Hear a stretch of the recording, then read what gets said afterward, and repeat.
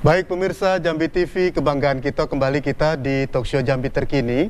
Dan tentunya masih bersama Kepala Dinas Perdagangan dan Perindustrian Kota Jambi, kemudian Pelaksana Tugas Kepala Dinas Tenaga Kerja Koperasi dan UKM Kota Jambi, dan juga Camat Telanai Pura.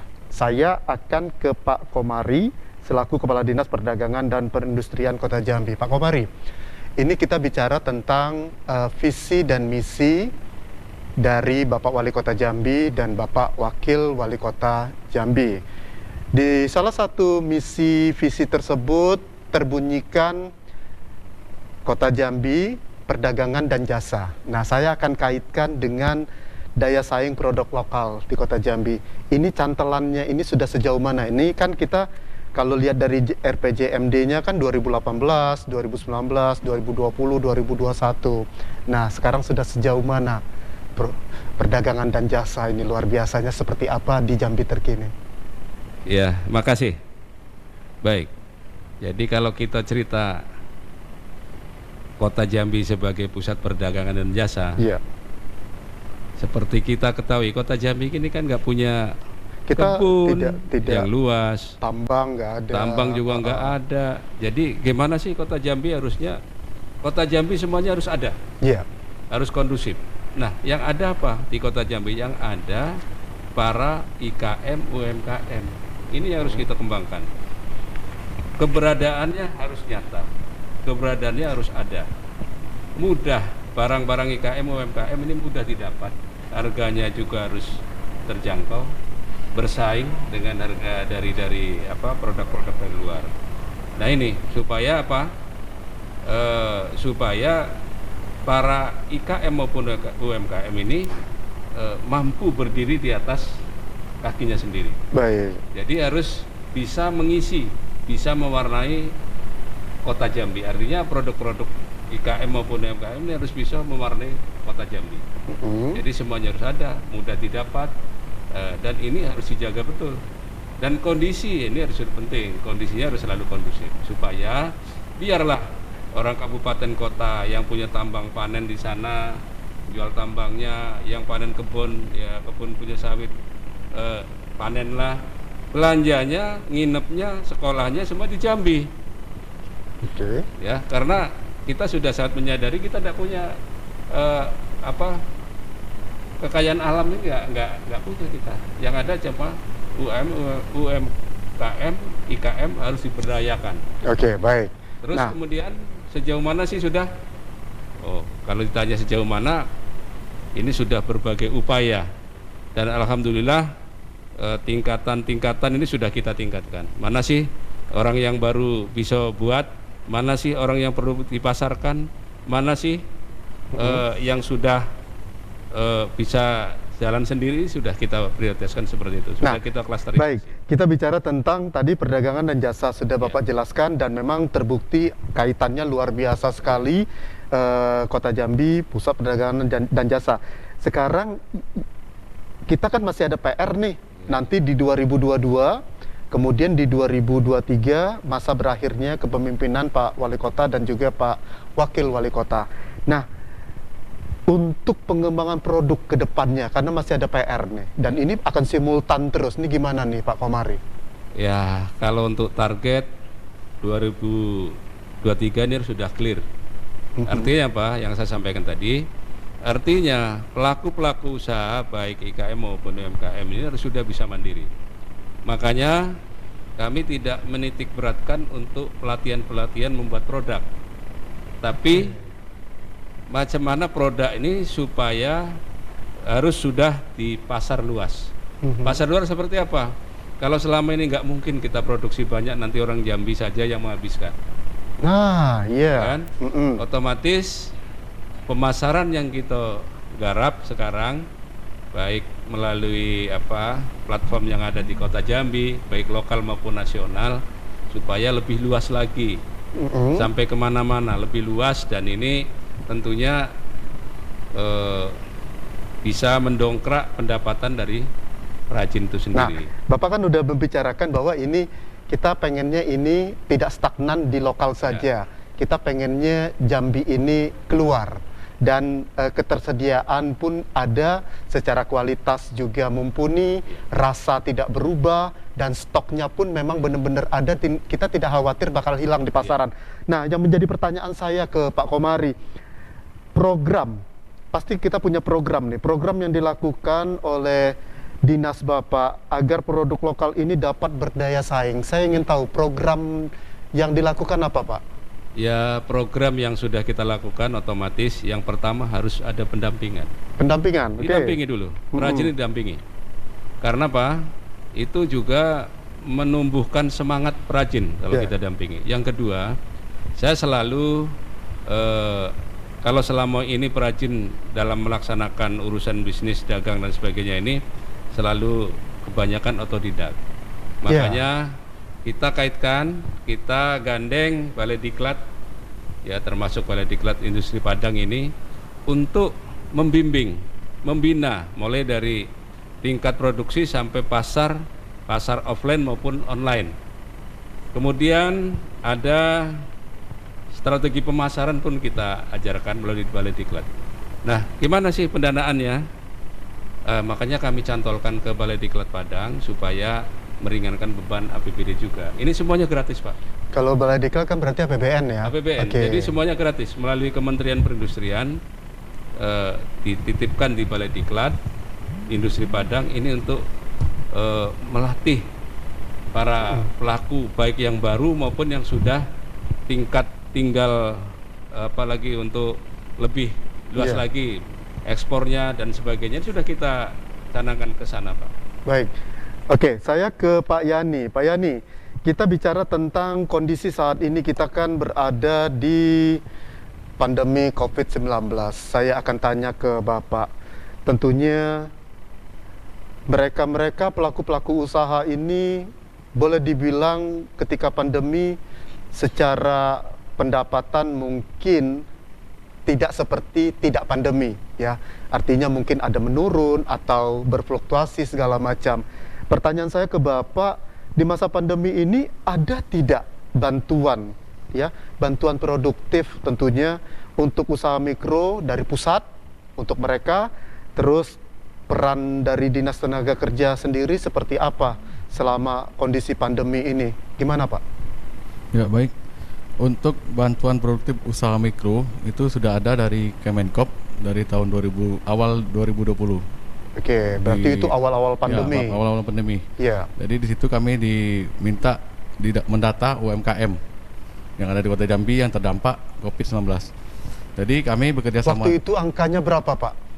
Bisa tahu nggak, Pak, yang terdampak itu, Pak? Jadi pas hasil atau semuanya ngaku-ngaku terdampak? Nah, itu, Pak. Itu pas saat pandemi ini UMKM nampaknya meningkat, Pak. Mungkin banyak pengangguran yang menjadi UMKM. Iya. Pengangguran meningkat, UMKM meningkat, gitu kan? Iya. Mungkin pengangguran menjadi UMKM. Baik. Jadi total keseluruhan dari bantuan produktif itu hasil rekapan kami bekerja sama dengan pihak kecamatan, mendata UMKM yang ada di kecamatan di Kota Jambi. Itu ada 2 tahap pas tahun 2020. Ya. Bantuan itu sebesar 2,4 juta. Itu bantuan produktifnya. Jadi akhir Desember itu tercatat dengan kami yang itu per bulan atau langsung dikasih gitu sesuai paket? Satu kali. Berarti satu paket. Ya, satu kali. Ya.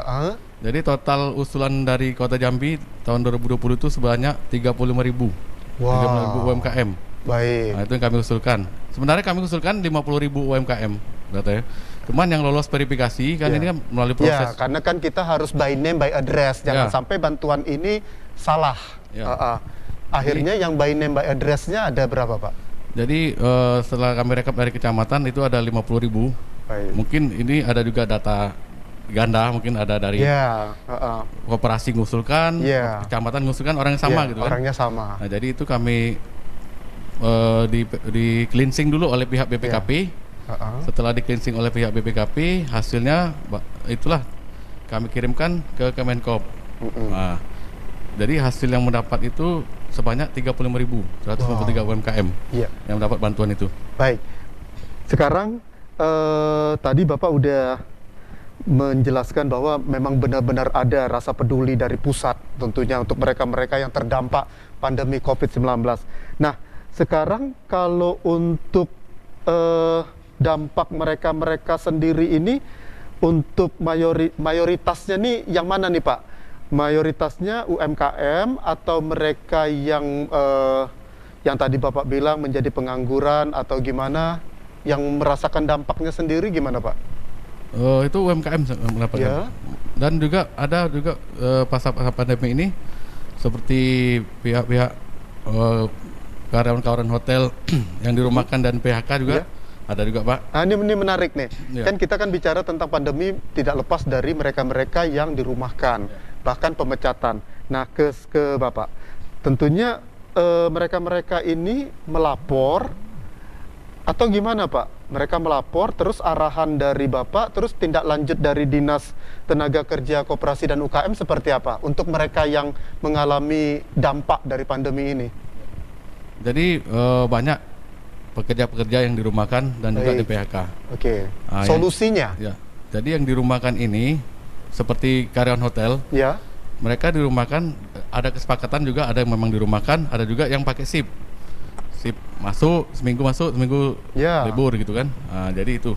Namun yang di PHK yang kami tindak lanjut itu yang mereka di PHK tidak dibayar pesangon gitu kan. Wow. Jadi itu yang melapor ke kami. Itu data yang itu masuk kami tindak lanjuti. Jadi yang mereka di PHK ini kami surati panggilan ke perusahaannya. Kemudian sama pekerjaan juga kami surati untuk kami mediasi, mencari solusinya bagaimana terbaik untuk bagi. Sejauh ini seperti apa Pak? Kalau sudah boleh tahu Pak. Jadi bagi pekerja dan pengusaha yang sudah kami panggil di mediasi. Salah satu contohnya apa Pak? Ya.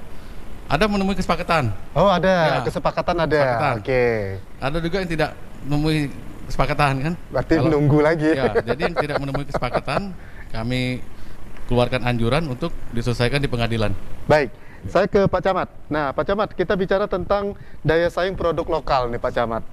Kita bicara tentang skup kecamatannya adalah Telanai Pura, kemudian di sana ada 6 kelurahan. Tentunya masing-masing kelurahan ini punya produk-produk, dan ada nggak begini Pak Camat, mungkin inovasi ke depan atau seperti apa? Misalnya kelurahan ini dikumpulin, ada seperti lomba atau seperti apa, nanti hasilnya dikemanakan gitu. Inovasi seperti ini sudah terlintas atau sudah jalan? Terima kasih.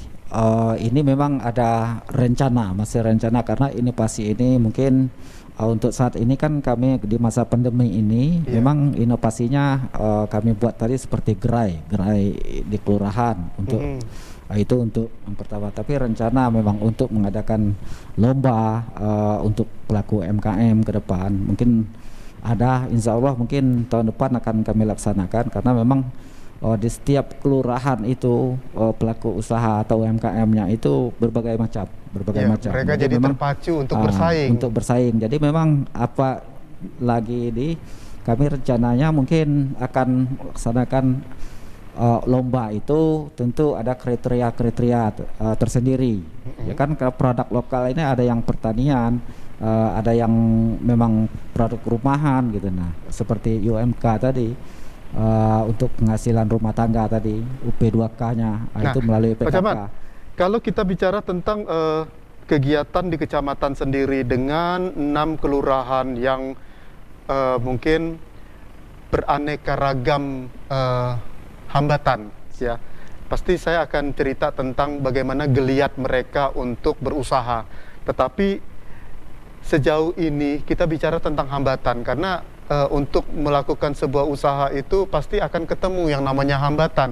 Untuk di Kecamatan Telanai Pura sendiri, hambatan yang ditemui oleh mereka-mereka ini untuk mengembangkan produk itu apa Pak? Terima kasih. Untuk hambatan tentu yang pertama dari segi modalnya. Modal. Jadi karena memang kebanyakan ada sebagian pelaku UMKM ini kekurangan modal, kadang untuk melengkapi itu sebagian ada yang menjam melalui rentenir.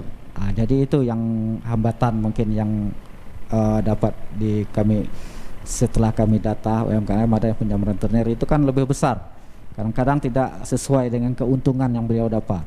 Jadi memang sekarang kami sudah menganjurkan, kebetulan Bank Jambi juga sudah mengadakan pinjaman lunak. salah satu bank daerah, salah satu bank daerah sudah ada pendekatan untuk pinjaman lunak. Untuk pinjaman lunak melalui Bank Jambi dan KUR tadi. Nah, jadi itu memang sudah kami sampaikan melalui UMKM, kami sosialisasikan melalui lurah dan instansi terkait. Nah, instansi terkait kami sosialisasikan kepada masyarakat.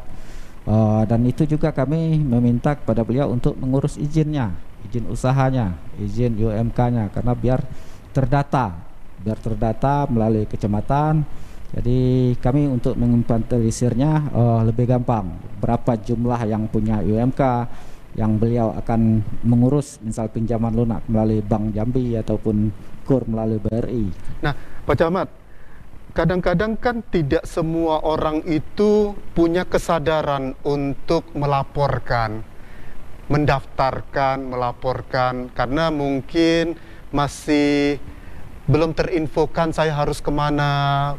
Mungkin juga, saya begini-begini aja, yang penting yang beli juga ada gitu. Nah, sekarang yang menjadi pertanyaan saya ke Pak Camat, untuk mereka yang ingin melaporkan, mereka ini punya usaha, tapi mereka masih minim kesadaran untuk mendaftarkan usahanya. Ini dari kecamatan sendiri sudah sejauh mana jemput bolanya? Tentunya kami selalu berkoordinasi dengan pihak kelurahan, kecamatan, dan pihak kelurahan selalu bersosialisasi melalui ketua RT bagi UMKM yang ada di rumah-rumahan, kecuali kalau yang sudah mempunyai tokoh dan lain sebagainya, itu rata-rata sudah mengurus izin karena kami dengan adanya kemarin bantuan dari Dinas Koperasi, maka kecamatan itu semuanya mendata melalui kelurahan UMKM yang ada. Nah, jadi memang terdapat di Kecamatan Tlanepura itu lebih kurang 800 data UMKM yang ada di Kecamatan Tlanepura. Baik. Oke, ada 800-an. Saya ke Pak Komari. Kita kan tadi Pak Camat udah bicara tentang masalah kendala nih Pak Komari. Nah, tentunya masih bisa berkutat dengan kendala. Jadi maksudnya begini Pak Komari, kita bicara kendala mereka ini untuk mengembangkan produk itu sendiri, sebenarnya yang paling prinsip itu apa sih Pak? Karena kita sebenarnya makanannya enak, rasanya enak, tapi mereka ini punya kendala untuk maju gitu loh Pak. Nah, pada prinsipnya biasanya di mana Pak mereka kendalanya ini Pak? Rata-rata saya pikir kendalanya kalau ini kan masalah klasik, saya pikir kalau modal, SDM, pemasaran ini masalah-masalah sejak dulu memang itu persoalannya. Cuma sekarang kendala yang perlu diedukasi adalah merubah mindset. Merubah mindset mereka. Harus kita rubah. Karena kenapa? Contoh, dulu kalau kita di batik, contoh batik ini, kita mau merubah, coba loh, jangan batik, jangan cuma ini aja. Karena apa? Karena kita tuh tidak, konsumen tidak menuruti kita, tapi kita harus melayani konsumen. Mengikuti apa maunya konsumen. Apa sih seleranya orang itu? Jadi sama yang disampaikan Pak Camat, apa sih seleranya orang itu, kita harus turuti. Kalau seleranya dia harus begini, ya itu survei pasar Pak. Apa sih yang ini harus survei pasar. Jadi yang pertama kita harus tahu selera konsumen, yang kedua mindset kita. Harus dirubah mindset dengan cara apa? Edukasi. Salah satunya pelatihan, kemudian belajar ilmu bisnis sedikit-sedikit, karena ini rata-rata kan otodidak belajar bisnis, ya kan, dengan cara membuat dulu, bahkan kalau sudah jadi produk kita ditiru orang malah senang, wah produk saya ada yang mencontoh nih malah senang, padahal itu saingan nantinya, ya kan. Nah ini, jadi memang sifat-sifat di kita masih seperti itu. Nah, artinya kenapa? Ke depan memang dalam membranding produk juga harus ingat, kalaulah sekarang contoh di Kota Jambi ya, keripik si A, keripik si B, keripik si D, C, dan F, kalau masih terpisah-pisah seperti itu agak sulit membranding. Tapi kita harus menyiapkan, oh ini loh klasternya bahan baku, oh inilah klasternya untuk produksi. Jadi semuanya ngambil sana, keripiknya keripik Jambi. Ya, jadi begitu keluar, oh apa nih? Oh ini Jambi nih. Nah ini yang kita lagi kita upayakan ke depan supaya mindset para pelaku IKM dan UMKM ini harus arahnya ke sana. Oke, tadi Bapak mengatakan mengubah mindset, artinya memang benar-benar pendampingan ini sangat melekat sekali. Kemudian stakeholder terkait juga memang benar-benar menuntun, membimbing. Sekarang begini Pak Komari, katakanlah saya adalah UMKM untuk produk makanan yang memang pembelinya banyak di Kota Jambi. Pembelinya banyak, tapi saya masih rumahan. Rasa enak, jualannya banyak. Ada satu kendala ketika kita ingin bersaing di luar. Tadi Bapak mengatakan branding. Nah, branding ini tidak terlepas dari manajemen kemasan. Saya ambil contoh sampo saja misal. Untuk mengemas sebuah sampo itu perusahaan ini dia surveinya luar biasa. Nah, untuk produk-produk yang katakanlah tadi saya bilang sangat enak sekali Pak. Untuk manajemen kemasannya sendiri, pendampingannya seperti apa Pak? Jangan sampai rasanya enak tapi kemasannya tidak eye catching. Nah, ini menarik ini Pak. Gimana Pak? Soal kemasan ini, makanya kami pendampingannya sampai seperti apa, berupaya dari pelaku usaha ini selalu kita sampaikan, ayo kamu produknya apa? Misalkan dulu Pak masih seneng kemasan yang gede-gede, padahal sesungguhnya nanti bingung sendiri kita bawa di airport seperti apa, konsumen maunya seperti apa, mungkin tidak usah yang besar-besar. Jadi kami pun menyiapkan desainnya Pak. Mulai dari desain, terus bahan kemasan ini sudah kita siapkan. Sudah diarahkan. Sudah kita arahkan, bahkan kita nyiapkan Pak. Baik. Kita siapkan nanti paling pelaku UMKM yang ada ini tinggal maunya seperti apa, paling mengganti bahan bakunya. Tenaga sudah kita siapkan, operator sudah kita siapkan, mesin kita siapkan. Jadi supaya ini mengangkat. Dan salah satunya juga ketika di sebuah kemasan itu yang penting adalah kandungan gizi, karena komposisi itu sangat penting ketika katakanlah bukan hanya orang Indonesia saja yang beli, bukan provinsi tetangga yang beli, tetapi kan orang luar negeri pun yang turis-turis kan mereka untuk membeli kan dia akan lihat komposisinya apa, mengandung apa dan seterusnya. Nah ini ada pendampingannya seperti apa Pak? Terus ini kita dampingi mulai dari produksi sudah kita dampingi. Loh apa sih kandungannya seperti apa, kita selalu bekerja sama dengan Balai POM. Ada kerjasama dengan Balai POM, sampai ke izin edar pun kita. Izin edar juga ada. Dampingi sampai sertifikat halal. Kalau misalkan kendalanya ini di pasaran belum ada sertifikat halal, kita bantu. Bantu dari Pemda apa? Kehadiran pemerintah. Mulai dari 20 pengusaha kita bantu untuk sertifikat halalnya. Kemudian kami koordinasi dengan pusat membantu berapa. Kemarin belum lama ini dibantu 100 untuk sertifikat halal, kemudian untuk mereknya. Ini kita upayakan terus. Karena apa? Karena kita nih, misalkan ke toko-toko modern juga harus ada prasyarat. Betul. Syaratnya apa sih? Oh ini harus kemasan yang bagus, komposisi jelas, expirednya jelas, siapa yang kontrol? Dan continue. Jangan sampai stok putus gitu. Ini kan banyak kalau pelaku IKM nih ya beda dengan perusahaan-perusahaan besar.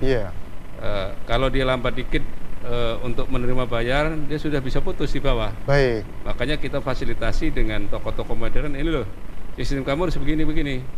Ini baru dia bisa berjalan. Kita juga harus ngawasi. Baik. Saya ke Pak Yani. Pak Yani, keterkaitan dengan produk lokal ini tidak lepas dengan peran koperasi tentunya. Nah, saya ingin tahu Pak Yani, jumlah koperasi yang aktif saat ini di Kota Jambi sudah ada berapa Pak? Baik, jadi koperasi di Kota Jambi ini ada total seluruhnya 674. Kota Jambi? Ya, 674. Yang aktif itu berjumlah 220, Pak. 220. Nah, sekarang kalau seandainya sistem koordinasinya yang sudah berjalan ini seperti apa Pak? Karena kan ini kita menyangkut dengan produk lokal, kemudian mereka butuh yang mengelolanya lagi, butuh wadah organisasinya sendiri. Di sini adalah koperasi. Gimana Pak? Jadi kan kalau koperasi yang aktif ini kan mereka setiap tahun itu harus melaksanakan RAT, Pak. Jadi setiap tahun mereka melaksanakan RAT itu mengundang Dinas Tenaga Kerja Koperasi UKM Ya. untuk ikut serta dalam pelaksanaan RAT itu, minimal dalam pembukaan RAT-nya kan. Ya. Nah, jadi disitulah kami melakukan sekaligus mengasihkan arahan atau pembinaan kepada koperasi di Kota Jambi ini. Nah, sekarang kalau seandainya untuk dari Dinas Koperasi sendiri agar produk lokal Jambi ini semakin dikenal secara luas, langkah-langkah yang sudah dilakukan apa saja, Pak?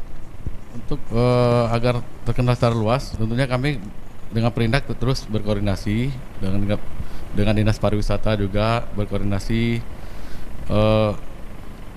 agar melakukan promosi-promosi produk-produk yang ada di Kota Jambi ini melalui pameran. Biasa sebelum pandemi kami melaksanakan pameran Jambi Terkini Expo. Jambi Setiap Terkini tahun, Expo. Ya, setiap tahun itu dilaksanakan untuk mempromosikan produk Jambi, dan juga kami mengikuti pameran-pameran di luar kota. Oh, dan mereka diikutkan. Ya, kami mengajak beberapa UMKM yang memang potensial untuk memperkenalkan produk mereka dengan daerah-daerah lain di pameran di seluruh Indonesia itu produk Oke, UMKM. Pak Komari atau Pak Yani, siapa yang akan menjawab? Saya nanti langsung saja. Ketika kita mengajak UMKM ini, katakanlah ini tidak pandemi ya, saya berandai-andai kita pandemi sudah berlalu. Untuk memilih sebuah UMKM yang ikut kita sertakan, yang akan kita sertakan berpameran di luar, katakanlah di ibu kota Jakarta ataupun di luar negeri, ada kriteria khusus? Kalau kami selama ini harus punya kriteria. Apa? Ya. Yang pertama, produknya harus kontinu. Oke, produknya kontinu. Produknya kontinu, kualitas, kuantitasnya memang harus terjamin. Baik kualitas maupun kuantitas. Karena kenapa? Dulu kalau kita promosi di luar daerah maupun di dalam dan di luar pun kita pernah. Ini sering begitu, Pak, saya mau pesan 1 ton. Nggak bisa. Iya, Ini udah keder duluan. Udah, Begitu dengar angka 1 ton, sumber daya saya cukup nggak? Iya.